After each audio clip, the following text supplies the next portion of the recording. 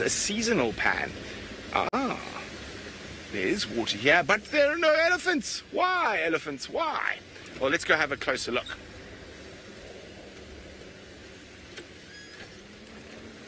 Well done, Mary K. Good Elementary. You are spot on. It is the crocodile, which is the largest reptile in the world, but it is the Australian, well, it's got quite a few different names.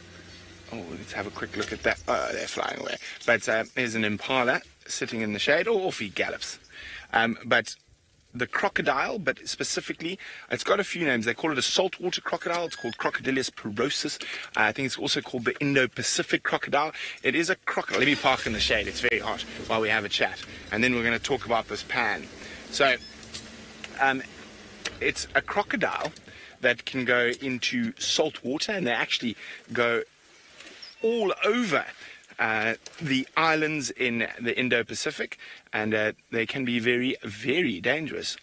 Oh, Sebastian, there's a very pretty bird. I'm just going to wait for it to pop up. Now, I'm going to see if I can trick the bird into popping up a little bit. So we make a funny little noise. Psst, psst, psst, psst, psst, psst, psst, psst, psst. I'm speaking the wrong language. Let me try a different one. Psh, psh, psh, psh. There we go. Psh, psh, psh, psh, psh, psh, psh, psh, psh, psh. Okay.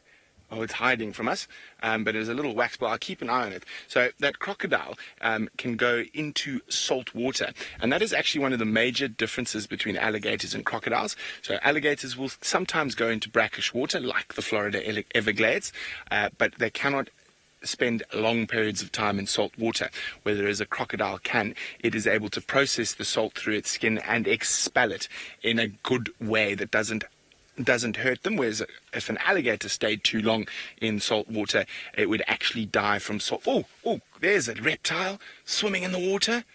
It's not a crocodile, but it is one of our bigger reptiles. That is a monitor lizard. There we go. Whoop, it's popped under the water. So we got two different types of monitor lizards. There we go, the water monitor, that will swim and hunt for frogs and fish in the water, and then we have the rock monitor, who hunts for baby birds and stuff and lives in trees. That's not a particularly big one. They can get to about 4 or 5 feet in length. This one's probably only about 2 or 3 feet, hiding in the water. I'm quite jealous. It's quite hot. I might want to go for a swim. Okay, so no elephants at this waterhole, so we're going to move along towards the next waterhole, and while we do that, let us go see how my good friend, the bearded wonder, Scott Dyson, is doing. We are doing well, and well done to you and Brent for spotting that monitor lizard in the water. They are very cool animals and quite appropriate, seeing as though you were talking about some of their bigger cousins, the crocodiles and the alligators. Now, you'll notice there's something quite strange happening here. This bird is catching a ride on the impala's back. But you'll notice it's very busy. It's working. And it's combing its beak through the fur of the impala, looking for any parasites or ticks, which are blood-sucking arachnids. Arachnids are a family that spiders and 8-legged animals live in, ticks being one of them, and they like to suck the blood from the impala. So that bird, the oxpecker, is doing a wonderful job in making sure that the animals in this area don't have too many parasites. Now, Braden, you would like to know, how do you tell whether it's a girl or a boy impala? Well, there's a few ways of doing it. You can look between their back legs, which is one way, and you can see something dangling there, not just the tail. So that's one indication that it's a boy. And there is another indication that it's a boy because it's got horns. Now, a lot of the antelope in Africa, not all of them, but a lot of them, just the men will have horns, and not necessarily the females. That's definitely the case with this antelope called an impala. It's a very common antelope here in Africa. But then you do get others like buffalo and wildebeest and some of the gazelles where both male and female will have. And then usually how it works is that the male's horns will be considerably larger than the female's. So some species it's easy, some species it's a little bit more confusing. But there's a number of ways of going about telling male or female. And you'll notice they're all just relaxing in the shade, still very hot. And what's quite interesting is that they are chewing permanently, but they're not actually taking any mouthfuls of grass. Yet they keep chewing on something, and they don't have chewing gum, that's for certain. And what they're actually doing is they're regurgitating food that they've already bitten off and swallowed into their stomach, and then they send it back up to their mouth so that they can chew it more. And my mother still tells me I don't chew my food enough, which is true. I just swallow it down quickly. But it really does help. Oh, there, it's swallowed. Now watch closely. You'll see something traveling back up its throat. If we keep watching closely, we may even see the next ball of cud come from the stomach all the way up the throat back into his mouth. And then he'll continue chewing, but it can be difficult to see. Oh, no. Now you're making me look bad, because now he is having a nibble on something. But just like cows, a lot of the herbivores out here have got 4 stomachs, not just one like us, and they re-chew the food many, many times to make sure that it is completely broken down and that nothing goes to waste. So that's what they were doing there. Now, Mrs. Clark, you would like to know what is the biggest and the smallest bird that we get out here. Well, the biggest bird that we can see, we don't see them often, but they do pop in to visit us occasionally, is the ostrich. And it can't fly, but it is a bird, and it is the biggest. And the smallest bird would probably be in the tit family. There's a family of birds called the tits. I think the grey penduline tit is one of the smallest birds that we get here. But we get a number of small birds that are kind of all in the similar tiny brackets, and those will be similar to the little blue waxbill that we saw earlier at the waterhole. So from this big to a giraffe, which would be, not a giraffe, a giraffe bird, also known as an ostrich, which is a very, very big bird. It'll certainly be taller than me. Obviously long, skinny legs and a long, skinny neck with quite a big, roundish body. Wonderful stuff.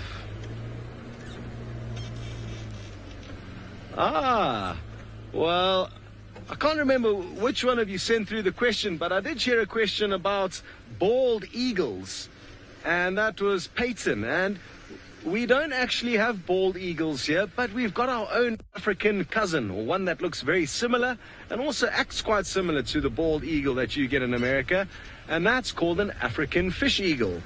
So what I can do is, let me just go up a little bit ahead here. Don't worry, I'm not phoning anyone. I'm trying to get my bird book, which I've got on my phone, to show you a picture of the African fish eagle, because you'll agree that it looks quite similar to the bald eagle. Okay. So, there we go. That is the African fish eagle. Not exactly the same, but kind of similar. I think you guys will agree. Here's a few different angles, different pictures. Ooh, there's a nice flying picture. And just like the bald eagle likes to eat fish, the African fish eagle likes to eat fish. But like most predatory animals, you can't be too fussy, because it's difficult to catch food out here, and therefore if you're fussy, you'll starve. So even fish eagles like to eat fish. They'll sometimes eat flamingos or other animals when they do get hungry.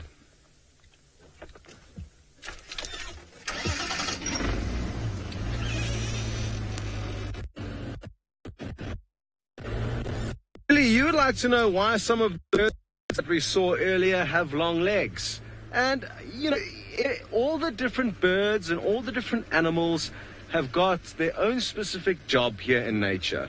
So for all of them to look the same, it would mean it would be difficult for them to do different jobs. And it's just the same for us as humans. If you think of maybe a football team, you've got all different shapes and sized people in the football team. Got long legs, some have got short legs, some have got big bellies, some have got six packs, and they've each got their own different job to do within the football team. And I think it's similar with the animals here. They're all different shapes and sizes because they all have different things to do. They've got different food that they need to eat. Some hunt insects that fly, some hunt insects that live in the water. And obviously the water birds having long legs, it helps them not get their feathers wet when they are wading through the shallows looking for food. So I hope that kind of helps give you a reason. Of course, only the nature will know exactly designed all of the animals she did. Okay, well, our signal's a bit shaky. This is a live safari after all, so I'll send you off to Steve. Thank you very much, boys and girls. We are in the area where we had the lions this morning. It is still very hot, and the tree they were sitting under, the shade has obviously moved because, as you know, the sun moves through the day, and there's also some activity of elephants right there where the lions were lying down. So we've done a little bit of a loop around the block to see if we can find where maybe they've come in or come out.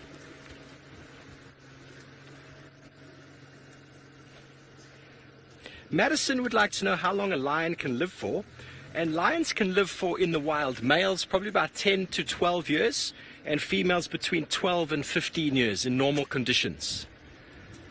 But that is also dependent. Sometimes they're not very strong and they might get caught in conflict with other lions. They might get killed as well by other lions. They might get killed by hyena. So these things do happen. Or they might get injured by a buffalo or a giraffe.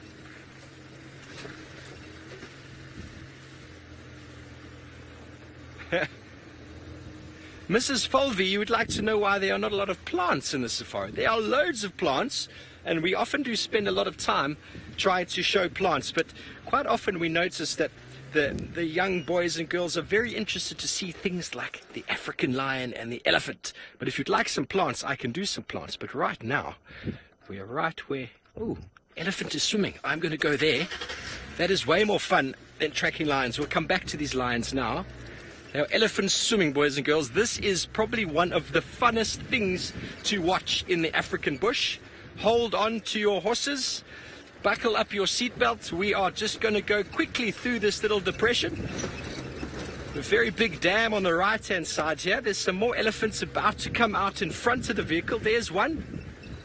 Let's see how it behaves. Oh, hello. Hello, elephants. Oh, magical. It's okay, Mama.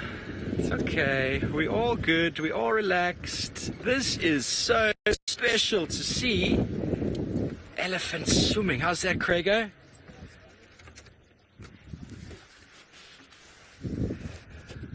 Mrs. Seabrook, elephants are the smartest animal we find out here. They are very intelligent. They show human behavior. They show that they can learn. They have all sorts of things that they do that you can almost imagine your brother or your friend behaving in certain ways. I mean, for example, there's no other animal that I know of that plays in the water like elephants or humans. Dolphins play, but this is on land. Elephants play purely for cooling down, but for fun. Sometimes they do it just for fun. And there's a lot of intelligence. They're doing some practice jumping. And they are very, very intelligent. They learn people. They know who they know each individual elephant.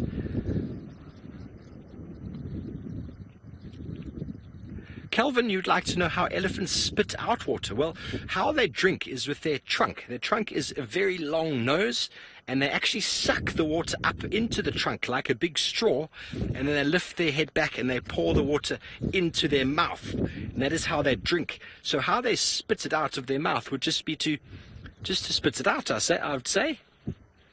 But the trunk can suck it up, and then they squirt it into their mouth like a big hose pipe. This is fantastic. It's always fun watching elephants swimming. I've only seen it a couple times in my life.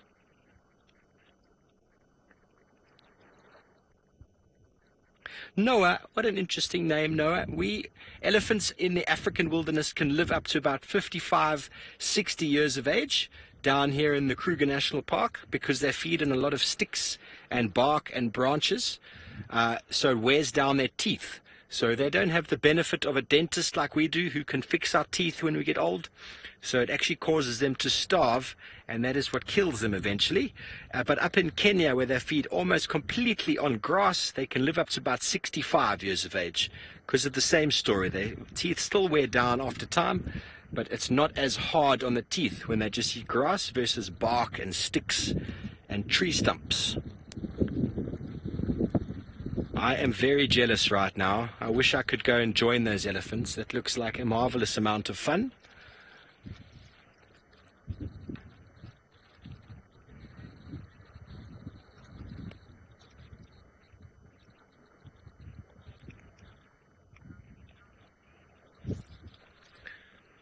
Mrs. Seabrook's class would like to know how many babies an elephant can have, and generally they have one.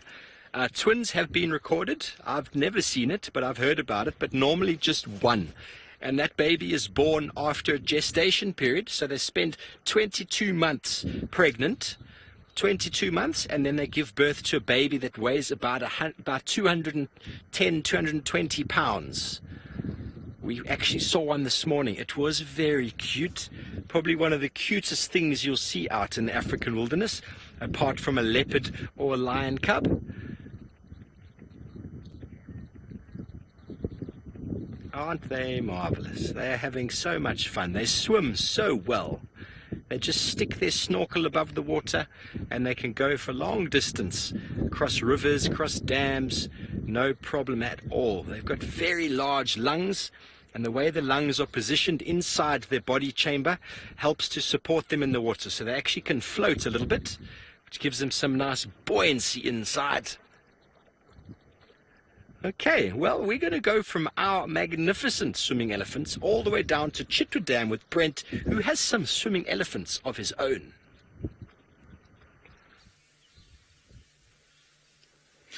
Look at that. Isn't he having fun? I'm jealous. I want to be in the pool. So that's a young male elephant, the one at the back, who's going right down, lying on his side. And now it looks like his little sister is going to come, or cousin is going to come play with him. But elephants at this time of the day love a good romp around in the water.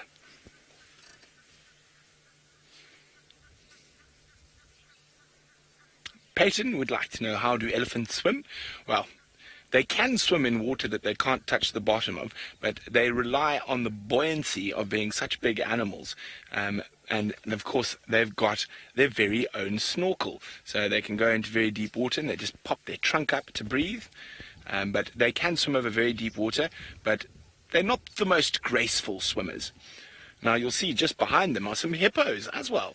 Now, believe it or not, hippos can't swim at all. They run along the bottom, even though they live in the water. Isn't that amazing? Oh, there we go. Look at the Ellies. They're going to, there we go, playing. Hello, Kylie. Kylie would like to know, how many elephants are normally in a herd? Well, Kylie, it all depends.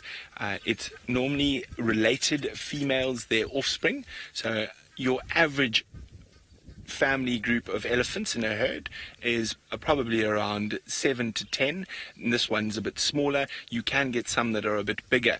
But often when you see big groups of elephants, when you've got 50 or 60 elephants together, it'll be a bunch of different groups that can be related, that are coming together to have a chat. Oh, look at this. She's coming closer to us, coming to give us an investigation. Hello, girl.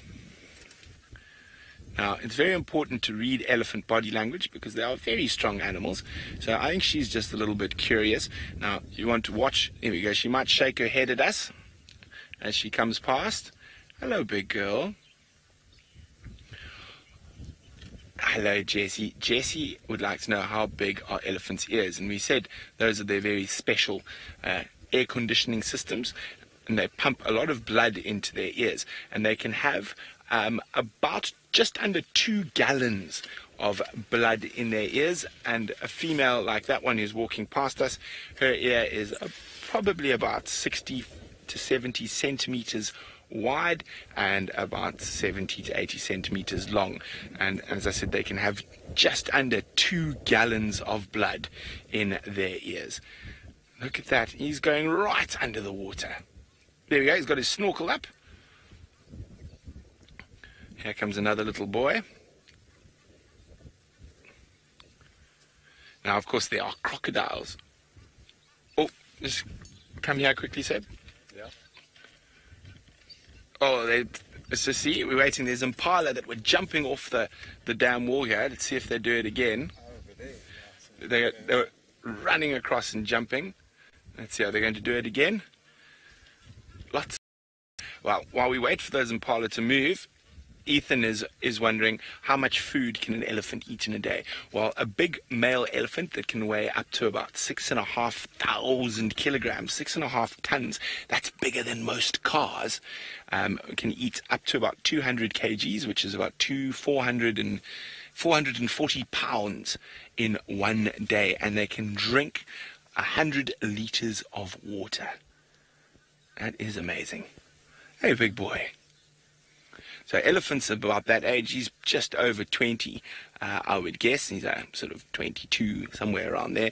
Are some of my favorite elephants because they're quite playful and they often come very close to us when we're on game drive. And there you can see what I say. They're very playful, the young boys that are about that age. He might even go chase the hippos. That's what it looks like he's doing. He's going to cause trouble with the hippos. Watch out, hippos. There we go. He's going to try be a submarine elephant. Well, let's get a little bit closer and a bit higher above him. But he is going straight for those hippos. See, that's why I say, oh, that's why I love elephant boys of this age. They get very naughty. And he's being a bit of a bully. There, you can see that Mrs. Seabrook's class was wondering why aren't hippos afraid of elephants? They are. Look at him. And you can see just behind, he's chasing all the hippos. All the hippos have had to run off their nice spot where they were nice and comfortable.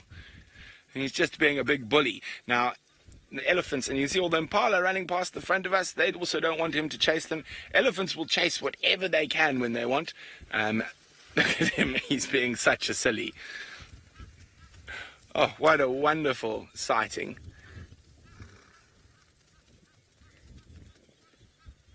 Now, we must always be careful when impala run like this. There's often leopard around this area, so I'm just making sure that they aren't going to run into the jaws. Oh, there's a little jump. Whoa, big jump. Isn't this amazing? Oh, off they go. This is amazing. Big herd of impala, and that's only half of them. Oh, the elephants after the hippos again. Chasing the hippos. Run, hippos, run. Oh, and here comes the rest of the impala herd.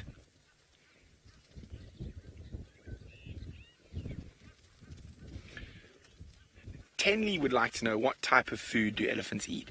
Well, at this time of the year, this is our summer, which is obviously your winter, and you can see it's lovely and green all around. Here come the impala. Elephants, well, 80% of their diet will consist of grass and only 20% of trees and bushes.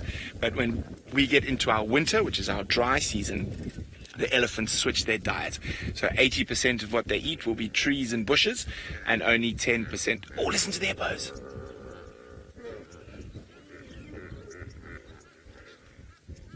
The hippos complaining about the elephant chasing them off their sandbank. Oh, boom. Completely gone.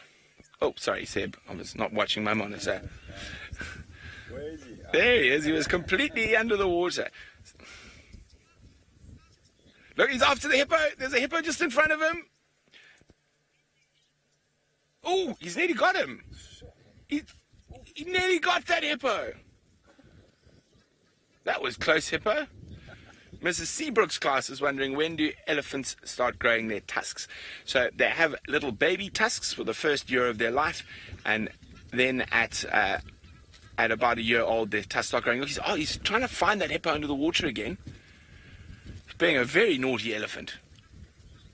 He's going straight up. There's a whole bunch of hippo just in front of him. They've just popped under the water, and you can see there's the magnificent and wonderful chitwa chitwa, private game reserve's lodge behind. I think that might even be my little brother on the deck. Oh, look at him, he's having the best time. It is, I think, my little brother. So my little brother is also a safari guide who works at Chitwa Chitwa. But we're going to say goodbye to everyone from the schools, and hopefully we'll see you on your very own safari soon. So have fun. But quickly we're going to go back to the elephant chasing hippos. Oh, he's nearly caught one. Oh, run hippos.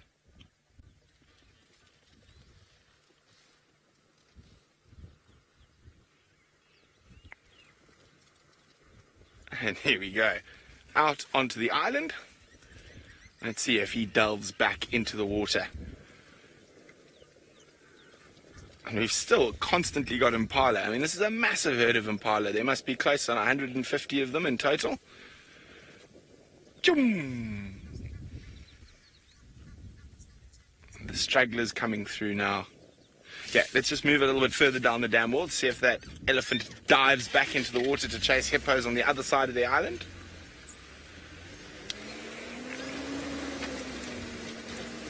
Don't be silly, impalalas.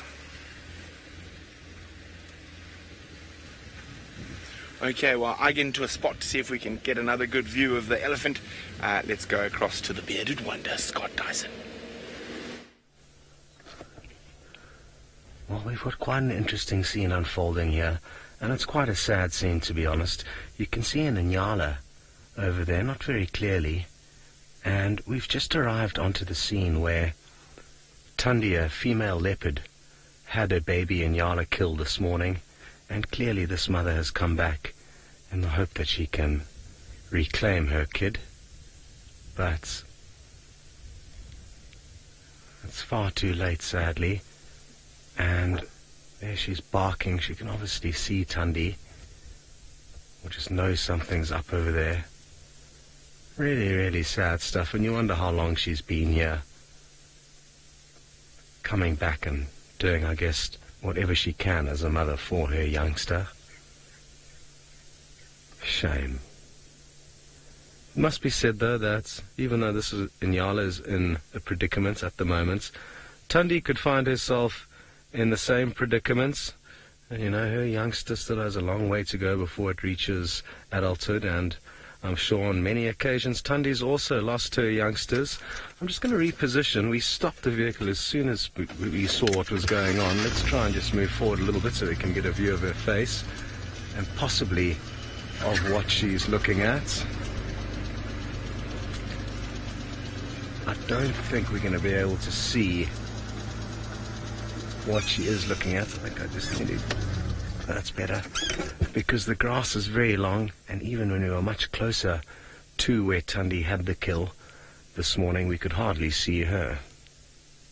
Just to give you an idea where the kill is, if Senzo just zooms out a bit, I'll be able to kind of try and point to you. It's just further to the left, in the base of that kind of thicket of trees over there.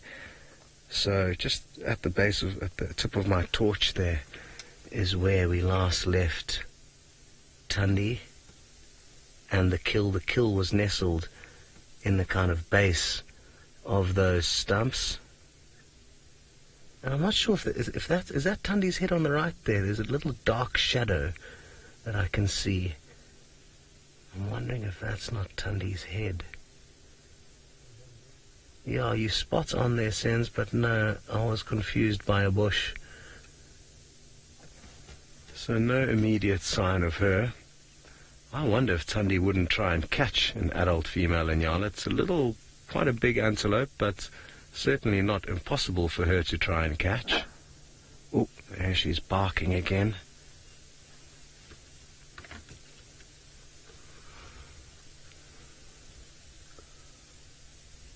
Cal, you've hit the nail on the head, you know. Of course, this is a very sad scene to witness, but the death of one young animal is allowing the growth and life of another, so it is the kind of way of the wild. I'm surprised at how much closer she's getting to where the leopards, I'm guessing, are lying down in the shade.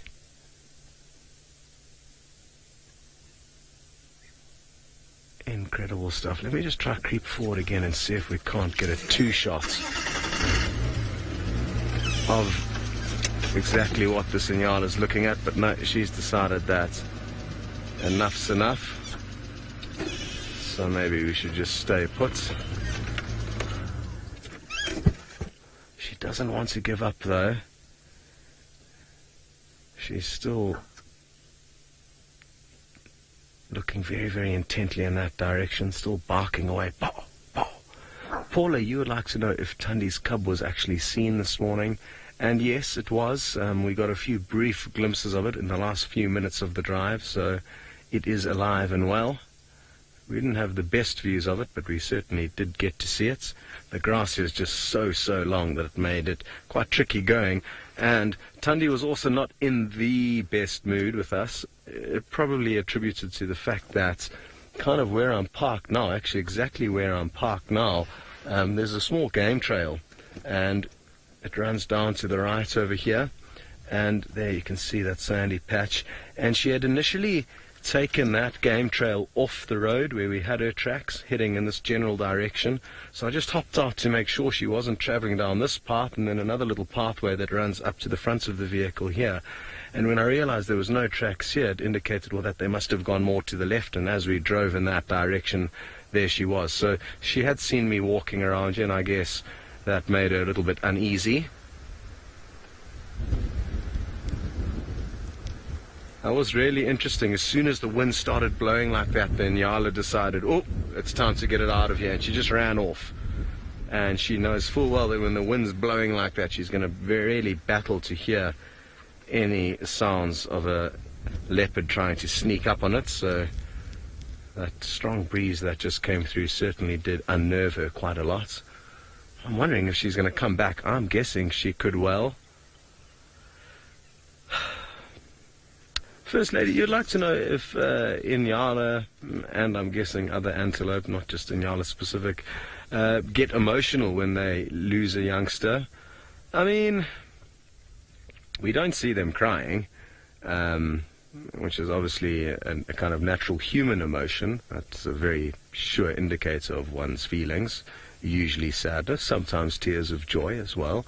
But no, I get the feeling that, of course, they know that they've lost something, and their maternal instinct and drive to raise that youngster, they're going to feel possibly, disappointed with themselves. But you don't see any emotions, and I wonder, how long they will be affected by the loss of a youngster. I saw Tundi's mother, a leopardess called Karula, doing the exact same thing that we're seeing this Inyala doing. And I spoke about that this morning, I think. She lost one of her cubs to a hyena, and 24 hours later she was back in that same spot, calling away, hoping, just like this Inyala, that she could somehow bring the youngster back to life. And just like this Inyala, I'm sure the Inyala knows full well that her youngster's dead, yet she's still trying. So difficult for me to comment though on the amount of emotions they feel and how sad they feel and how long they do feel sad for. It'll be interesting to hear Steve and Brent's thoughts on this. Joy in Hong Kong, you've reminded us of a happy story, which I think has come at an opportune moment, so thank you, Joy.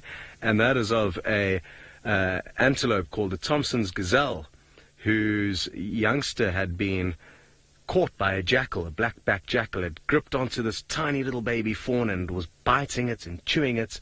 And this mother came in, and she was not taking no for an answer. She just gave this jackal such a hard time that she managed to chase the jackal away for hundreds of meters, and her youngster managed to run off to safety relatively unaffected. I mean, it definitely survived. It may have had a sore neck from being bitten by the jackal, but it definitely ran off 100%, and I guess that's a good success story of how sometimes the prey animals can succeed in chasing the predators away from them.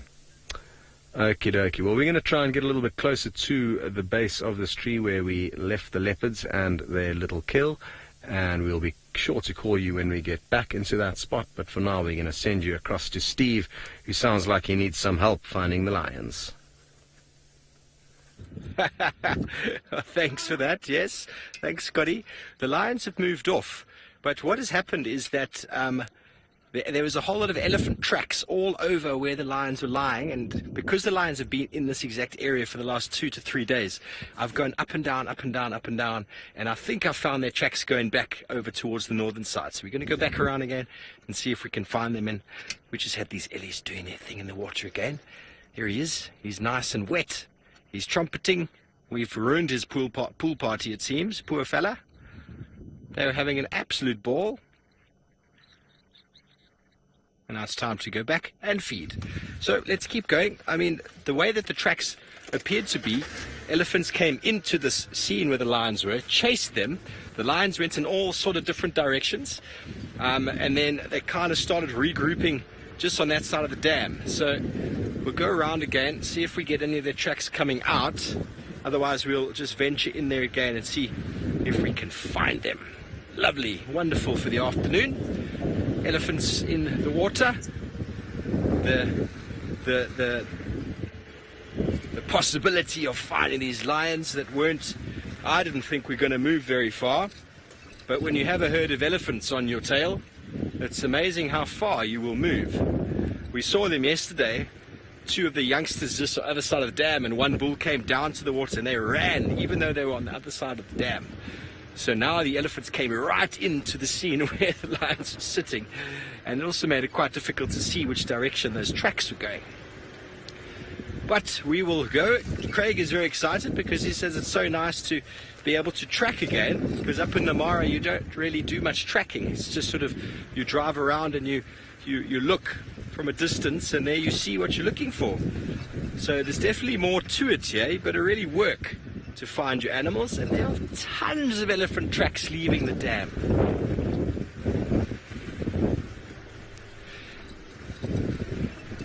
Hello, Caitlin. You'd like to know if a female hippo would challenge an elephant to look after its baby. Well, it's possible. It's possible because, I mean, you know, mothers will do anything for their babies, but I don't think a hippo's got a chance. I mean, a female hippo maybe weighs about 3,000 pounds, which means, I'm going to check the northern firebreak. Maybe they jumped 3,000 pounds. Maybe an elephant weighs double that, a female elephant. A bull elephant weighs even more, so there's just really no chance from a weight perspective. Okay, we're going to go over to Brent while I see if I can make head or tail of these tracks. Let's go see what Brent Leo Smith has for you. Hello, welcome back. So I heard a rumor that young Hosana was somewhere about Chitwa this morning. So none of the vehicles are out on drive yet. So I'm sort of just bumbling around, getting reacquainted, guessing where Hosana might be. We've checked the river system below the dam and the Mulwanini, and nothing there. So I'm going to head up towards the airstrip and then maybe jump back down into Mulwanini above the lodge, see if we have any luck up there. Now remember, there we go, first person's out on drive, so let me see if I can remember how to use a game drive vehicle. Afternoon, Brent from Wild Earth here. No updates just yet. Can you give me last position of Hosana this morning, please?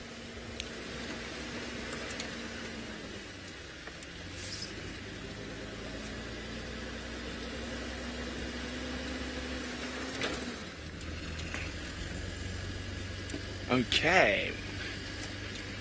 They're not sure.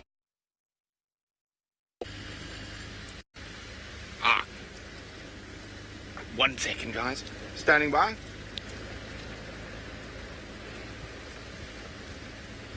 Okay, so it doesn't sound like Hosana wasn't found. Okay, and Tingana was in Chitwa camp the whole of last night.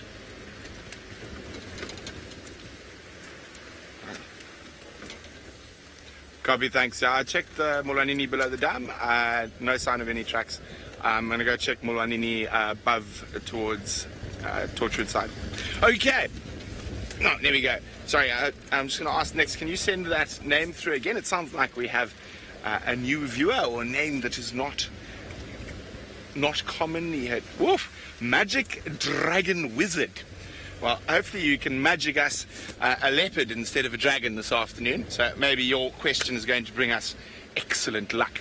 Now, Magic Dragon Wizard would like to know if I ever walked up on a cat that I didn't know was there before. I have, quite a few times.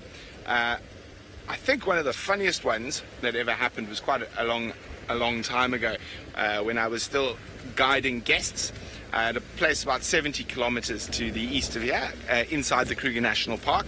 We were tracking a male leopard, and my tracker, who's I still think is the best tracker in the Lowvelds, his name's Glass Maramani, and we stopped on a bridge on the Wanetsi River, and I was busy getting my rifle out of its bag so we could go walking, and Glass jumped off the tracker seat, and literally half a meter from him was this young male leopard, and he charged.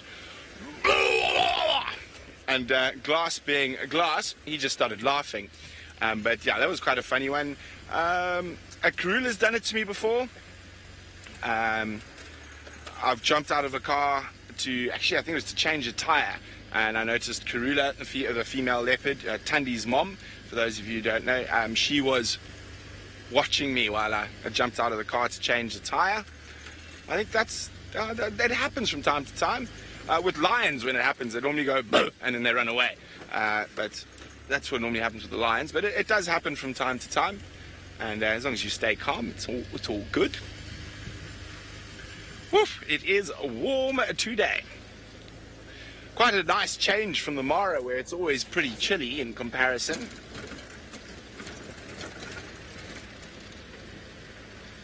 Yes, Dawn, and I'm sure most of you have noticed that I no longer sprout a large mane. Being in the Lowvelds where it's hot, I decided it was time for a haircut. Yeah, so that long hair kept me nice and insulated on those long cold nights out in the Mara, but here in the heat of the Lowveld, I thought it was time for a bit of a change. Now, Jamie thought it was quite funny because I did it as a surprise. Jamie didn't know I was going to cut my hair. And then on one of our staff groups, she put up a picture of my new haircut, and you can imagine one of the first people to comment was the Saki James Henry, who said, "Who is that person?" And Jamie's response was, "I don't know, he keeps following me around the house." So as James will notice, so this is just for James. So James, I cut off 80% of my hair, and there's still a lot more than you will ever have. There we go. Okay, Chitwa airstrip. Now, always good to check the big marulas here. The leopards often like to lounge in them, especially on a hot day like this. But speaking of leopards, while I still search for one, let's go across to Scott, who's found one. Yes, we have, but something has found us. It's just jumped onto the dashboard, and it's quite an interesting specimen.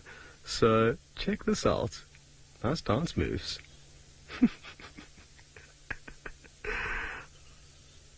Oh, funny. Oh, yeah. Shake it.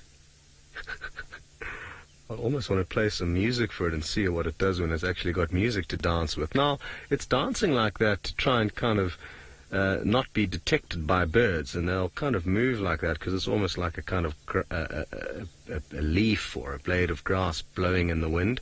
Chameleons move in a very similar fashion. It's not like a regular movement, which will help it if it was kind of inching forward, which it's not at the moment. Oh! Here it is, Sens. I think it's on my neck. Is it there? I think it landed on me. If you can roll the side. Yeah, there you go. Ah, well done, Sens. So it just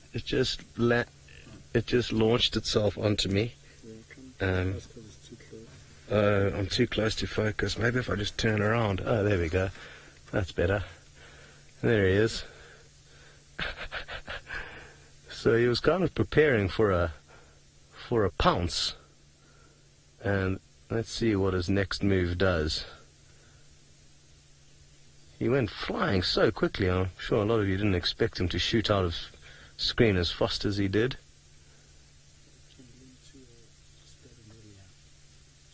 There we go, I'm a bit too close to Senzo to focus, but now I'm in a better spot. Laurie, you said this was a reggae bug, and such cool colorations, and I love the way it holds its back legs out, kind of like wings to the side. They don't fold up. Oh, jeez, that would have been cool to watch in slow-mo, but sadly our slow-mo machine in the final control room is bust at the moment, so we won't be able to do a slow-mo for you.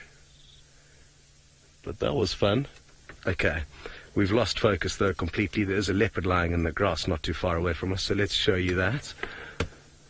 Now, she was initially lying up a bit closer to the kill, but then she got up and went and positioned herself in the shade over there. She did call out to the cub once or twice. Ooh. Ooh. A vocalization kind of similar to that noise I just attempted to make. But we've had no sign of it yet, and who knows, maybe when that Inyala came onto the scene barking a little bit earlier, she gave the command to the cub to flee, just in case, just a possibility. And we're just going to have to put on our patient pants and get comfortable here and wait for her to decide when she would like to have another snack. This morning there was about half of the kill remaining. I haven't had time to go, well, I have had time, I just haven't wanted to disturb Thandi too much, so I haven't had a look at the kill just yet and how much remains. But there's some good news, and that is that Steve has got lucky. I wonder who helped him find the lions. Thank you, Scotty. Fantastic that you've managed to find Thandi again. Much easier when they've got a kill, that they don't move around, and elephants don't chase them to the other side of the river. No one helped me, Scotty. I found them on my own. Craig did spot them as we were coming in. I tracked them to not too far from here, and then I just had that tingly feeling in my tummy that said, let's go back and get the car. And we did, and here they are, lying up in the shade. Not too far, probably about 250 meters or so from where they were. So a little bit further than expected that they moved. But it's obvious that the elephants gave them a bit of a run around. And instead of sticking around too close, they decided to move off. Because big elephants are very easily able to squash a lion. And it's always fun watching lions be chased by elephants. The king of the jungle, pushed away and made to look like a weeping child. It's really quite something to see.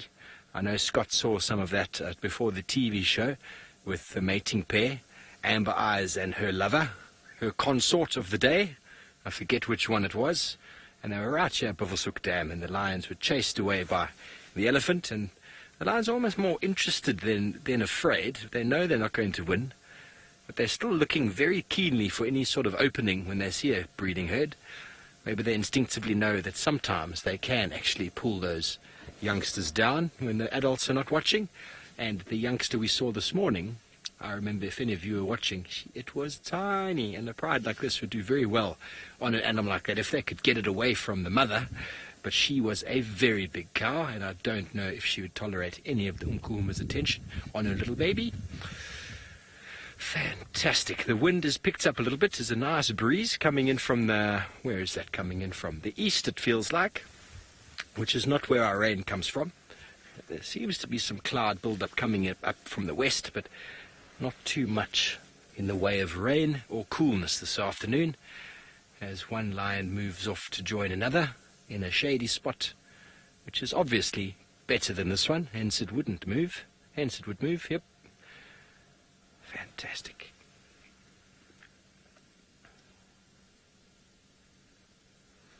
So we're going to stay here for a little while longer, see what these lions get up to. We might move off shortly in search of something spectacular, but in the meanwhile, let's go to Brent with some elephant activity.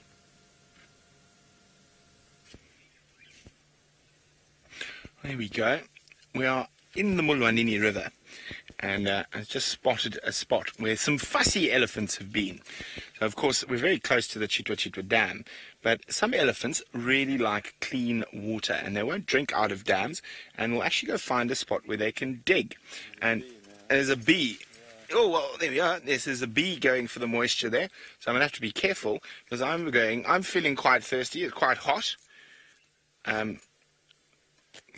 So when it's hot, one needs to cool down, and it'll be good to get my feet into a good low-fault riverbed again. It's been a while, well, in the Sabi Sands.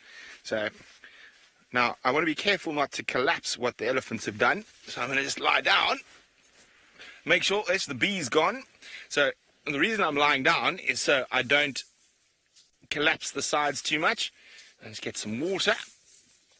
Just want to dig it a little bit deeper. You can see how wet the soil is that's coming out. Now, when I was working in Tanzania, and we used to do anti-poaching and road building, this is how we got our drinking water. Every day we would dig in riverbeds like this, and you can see, I don't know if you can see, Seb, it's got a bit muddy while I've been digging. So I'm just going to do one more dig, and then what I'm actually going to do is go see if the leopards are snoozing up this riverbed somewhere. That's going to fall, and I'll come back, and that water should be nice and clear, but I don't want to drink it just yet. I just want to cool down a bit. You know, it's tough out here in the African bush. So there we go. Nice cool down with the breeze, and then when we come back a little bit later, that water should be nice and clean, and I should be able to drink it. And let's keep going. I should probably take the sand off me before I get back in the car and spread sand everywhere. Okay, there we go. Ears are in. Oh, it's very nice.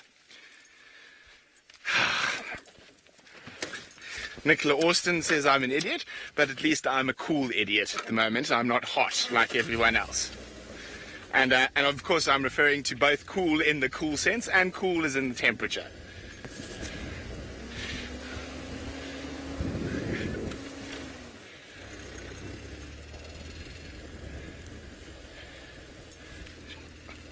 Now, hello Mina. Mina would like to know, how do I feel about being back at Djuma, and do I miss the Mara? I'm ecstatic to be back at Djuma, Mina. I do truly love the Lowveld of South Africa. It's a very, very special place, and I mean, so special the fact that, I mean, Jamie and I choose to make our home in this area. I do miss the Mara, of course, but I miss everywhere I be. I miss Tanzania, I miss Botswana, I miss Gabon, I miss Congo. So I'm quite lucky in the fact that I can move around to these different places and still do what I love every day. So it's very exciting to be back in the Sabi Sands and at Djuma and Chitwa. I still think the most excited person is my little brother, because he was already on the radio making noise at me earlier, the little rat bag. Hello! So yes, it's very exciting to be back, and I miss everywhere. But I did hear a squirrel alarming, although I'm not sure. I think it was more chattering than alarming. And Seb says that the squirrels have been lying to everyone recently, not being very reliable. But it's still worth going to have a look. I do think it sounded more like a squirrel conversation rather than an alarm call. But this is always a very productive area, both for Tingana, Hasana, and historically Tandi. This used to be the core of Tandi's territory. Tamba was born just here.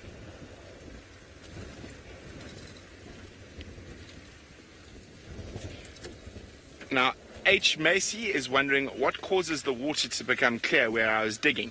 Well, basically, when I dig, it just disturbs it a little bit, and the water will become clear just as that dirt settles. So it's just from the digging.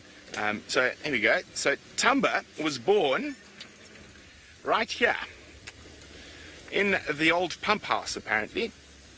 So right here in this little section here.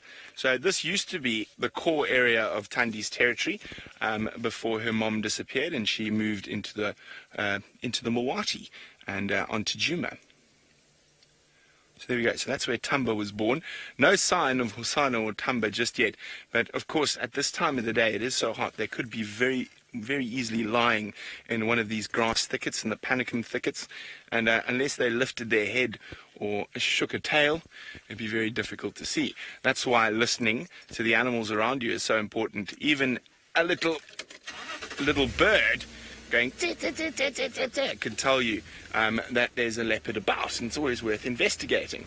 Okay, so, well, it seems like I'm catless still, the only one, but I'm having fun exploring and seeing what's changed and what wasn't. But speaking of cats, let's go back to our beloved Nkuhumas. Thank you, Brett. Yes, Brent, it does sound like you're loving being back in the Sabi Sands. It is such a different place compared to the Mara, and I know with your vast experience down here, there's all sorts of little stories and tales that the viewers, I'm sure, are really going to enjoy. And we are still with these adorable Nkuhumas, and they are doing what lions do at this time of day. They are nice and flat, and it is hot. So they are not going to be going anywhere. So I'm going to do this last little segment here with them and then maybe go off and find a few more interesting things. And then we can maybe come back here after dark. Rumpa, very good question. Climate change, has it had an impact on the weather systems? Well, I think so. In my personal experience, we're getting rain later in the season as opposed to earlier. And we're also getting out of season rain. So we're getting rain in June and July, which is not common in these areas. But I do speak from my own experience. I haven't looked at any databases to see these stats, but normally we get rain from about September, but October normally, and then all the way through to February, March. Now we're seeing the rain is only coming in late December, maybe even January, and then it's maybe lasting a bit longer. And then we're also getting out of season rain in our winter months, which is classic characteristic of savannas is a summer rainfall. So getting rain in the winter months is just not right. So temperatures also fluctuating, but I'd have to look at some more statistics. But through my own experience, I feel there has been a change, and it is going to get worse. So those of you out there who don't believe in climate change, I think it is important to pay attention to the drivers. And the thing that is most noticeable about climate change is the birds. Because what birds are doing is birds are respondent to temperature and food. And so when a bird is migrating, it leaves Europe because of the temperature, and then leaves South Africa because of the temperature. Now birds are leaving Europe later, and they're arriving in South Africa later, and they're also leaving South Africa later. So they're moving mainly because of temperature and then also food resource. So that is a very interesting aspect to look at for climate change, is birds and how they're moving. They're doing lots of work on that at the moment. It's quite a new science. So yeah, there were no carmines that I saw this year. The European bee-eaters are still here. A lot of the breeding migrants, or the migrants from Europe, are still here, but we'll see. We'll note when they leave, but there is a noticeable change in the dates that they're arriving and the dates when they're leaving Europe. So Europe is not as cold as it was, or getting colder later. So these are noticeable things that scientists are able to look at. And birds, because they can move. Obviously lions or trees and plants can't really move. The lions can move with response to the savanna biome itself, but they can't just pack up and leave and go to North Africa. That's quite a journey, but birds can. So it's something to watch. And let's have a look at the smallest member of the Nkuhuma Pride playing with, who I think is Amber Eyes. This could end badly. She doesn't like little cubs.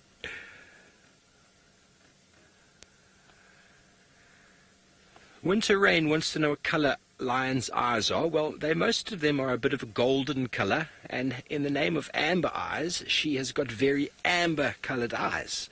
But they are a beautiful amber golden colour. The majority, I never noticed the difference in lions' eyes until I came here and I was told of a lion by the name of Amber Eyes. So I'm not sure if they change between areas, if you get different coloured eyes all over the place. It's not something I've really noticed in my life, but very, very orangey golden colour. Beautiful, beautiful eyes. They stare right through your soul. In African tradition, to be a man is to be able to stand your ground eye to eye locked with the male lion. Jaden wants to know how other lions get accepted into pride. They don't actually, Jaden. The pride of lions consists of a female or females, a set of females with their offspring who are invariably females, and then obviously the grannies, and then the daughters grow up to become the adults. And I've never noticed or ever heard a story of a group of lions accepting another lioness from another pride. I know John Varty years ago tried to re-establish or try to reintroduce a lioness he'd rehabilitated, and I think it nearly died, or it actually got killed by the lions. I can't remember the end of that, but it was not successful. Males will come and go, and they need to prove themselves in the pride for the females to accept them from a mating point of view. But females are, unless there's a story out there, I've never heard of a female lioness or other lionesses being accepted into the pride of other lionesses, because they are genetically the same and they live for each other. It's all about their genes going forward, and any other lioness is seen as severe competition and will be dispatched if necessary. Sounds quite violent. It is. It can be. Lions fighting can be one of the most dramatic things out in the African bush. So from our serene sighting of these beautiful large cats, let's go to Scotty D with one of the most beautiful animals on the property. I couldn't agree more, Steve. This is certainly a very, very beautiful beast. Even though we can hardly see her, and she's just kind of lounging about in the shade. Senzo and I were just saying how nice it would be if we could offer to take off her fur coat for her on such a hot day. She could walk around in the nude. It would be far more comfortable. But, alas, we cannot do that. And it'd be really interesting to know how hot they're actually feeling. I can't even comprehend how hot she must be with that fur coat. Panting away, and on top of that she's got quite a full belly, which will be further making her a little bit more uncomfortable. Now, just like Steve, I was kind of contemplating leaving the sighting, but I think I'm actually going to sit tight. You know, we don't know when she might move again. We don't know what the cub might start doing, and if the cub might start getting a little bit active sooner than an adult ordinarily would on such a hot day. So we're probably just going to stay put for the time being. We are also quite close to Steve, and the Buffelshoek Dam. So if I did leave here, that's where I would go, but I'm guessing that's where Steve is going to go when he leaves the Lions, so I don't think it'll make too much sense. Kathy, you agree with me regarding poor old Tundi, and you can see she's panting very hard, trying to cool herself down.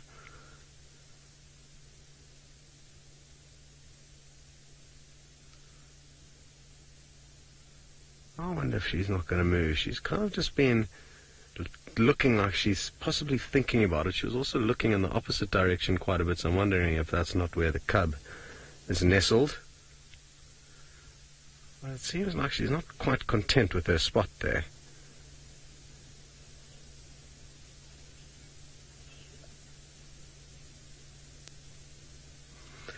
Leah, you've obviously just jumped on board and would like a quick update as to what food she managed to catch. And it was a baby inyala. And as we came onto the scene this afternoon, we found them here this morning, and already half the kill had been eaten. But when we arrived here about half an hour ago, interestingly, it was quite a sad scene, but it was very interesting at the same time. And the mother inyala had come back in search of a youngster, and she was actually kind of barking at the leopard, bah, bah, and just coming in and checking, hoping that maybe she would in fact get lucky, but alas, the damage has already been done.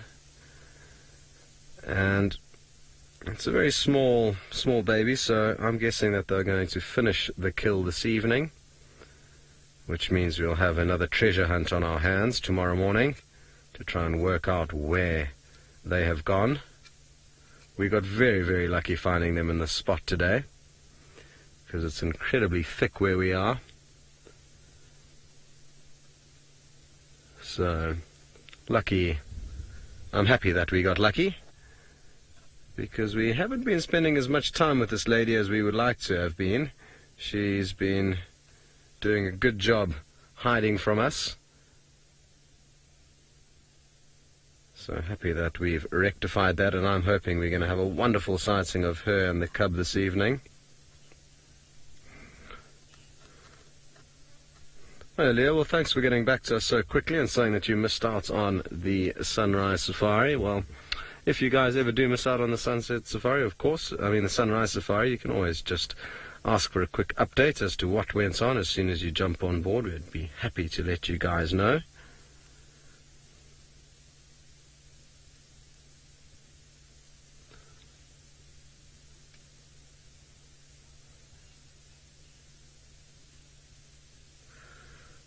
Puma, you've also just jumped on board and thought that this could possibly be Tingana.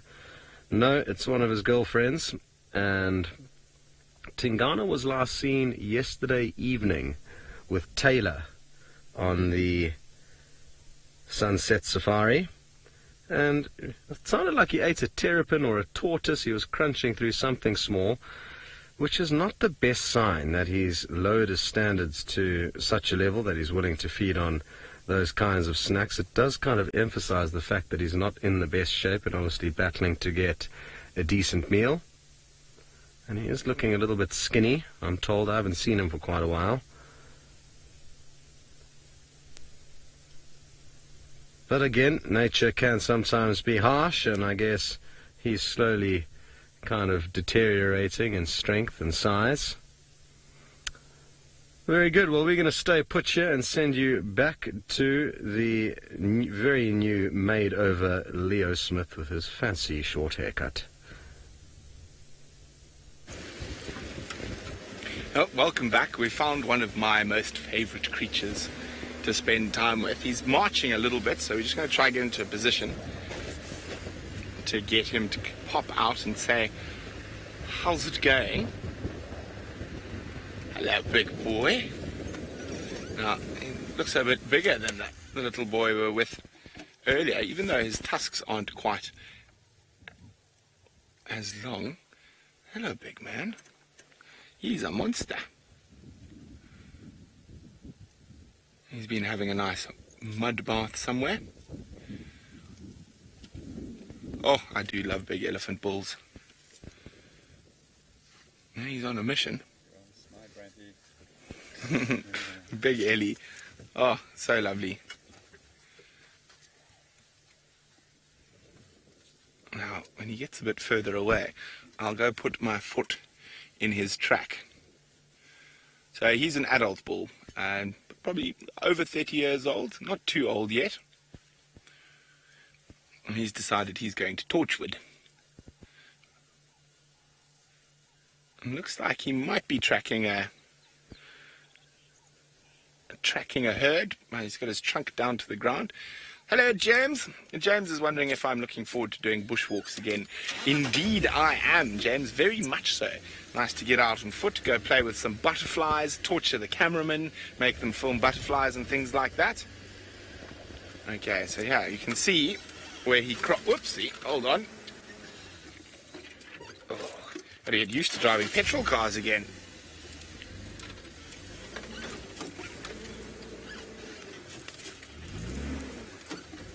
Do you want the footprint in the shade or in the sun? In the sun. There we go. Okay, isn't that wonderful?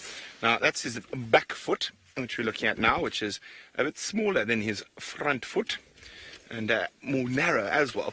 But he disappeared off there. Now, he is properly big. So I don't know about US shoe sizes, I'm afraid, but I am a UK 12. I don't know what that is in US shoe sizes, but there we go. So it is 1, 2, and that is the smaller one of his 2 feet. The other one is not in a good spot there, but there we go. Massive, absolutely massive. And it is so nice. I think the thing I'm most excited about being back is this ability to get off the car when I want to and get my feet dirty, which is quite nice after Kenya, where we're very much confined to the vehicles most of the time. But exciting to be able to, yes, so I'm very excited for Bushwalk and very, very excited to go see Herbie, of course. But okay, while we trundle on, I'm going to go see if my drinking water is ready. Let's go have a look at a gymnogene. Yes, thanks very much, Brent. I know the feeling, being able to get out on foot. It's so freeing and rewarding. There we go. I don't know if you can see him. He's just jumped down. It's a juvenile gymnogene, and it is a nest raiding specialist. I'm just going to move back a little bit, Craigo. See if we can get a view of this bird doing its thing. It's jumping around in the tree. There it is. It might come a little bit higher. There we go. Look how it's using its wings. If we can punch in on that, you'll see how it's using its wings sometimes to hold itself on the tree. And it's looking for holes, nest holes, woodpeckers, barbets. There he goes. See the typical flap, glide. He's not flapping now, but it's got a very characteristic flight pattern. Very characteristic. It's going from tree to tree, and they actually use that technique of flying quite low through the canopy to attract birds that will come and sort of dive bomb them and sort of give them a whole lot of a hard time. And then by doing that, then they know, ooh, hang on, this tree must have a nest, and then they go land in there. So very characteristic with that very thin, featherless leg. Here I've got a very nice selection of pictures on the dashboard, and here is the juvenile, bottom right. Here's no, that's on the left. Sorry, Craigo, my index finger. Apologies, wrong finger. Here we have them on the bottom right there. You see how long those, sorry, let me just get the shadow. You see how long those legs are? Very narrow face. Beautiful, beautiful. There's a pale version of it. And then the juvenile on the left is dark. So it's between those two and the one on the right. Very long, thin legs, and you see how narrow their face is. And they've got a very characteristic flight, hence the name Harrier Hawk, because all Harriers have that flap glide sort of motion. But he jumped out of the tree there, or I say he, could be a she, jumped out of the tree there, glided a little bit, the legs came out a bit, so probably went and landed on another tree almost immediately. So looking for some food, sticks its... Hello, starlings. They are very chirpy. Starlings are one of the birds that these birds would be attacking, because starlings live in nest cavities. You can actually see one. You got that one there, Craigo, the Birchall starling. There we go. Very intelligent birds, starlings. I've actually done quite a bit of research with them on how birds can do something known as a search image. It's something that we develop out here as well as trackers. We're looking for something. That's why Herbie can track a leopard when he only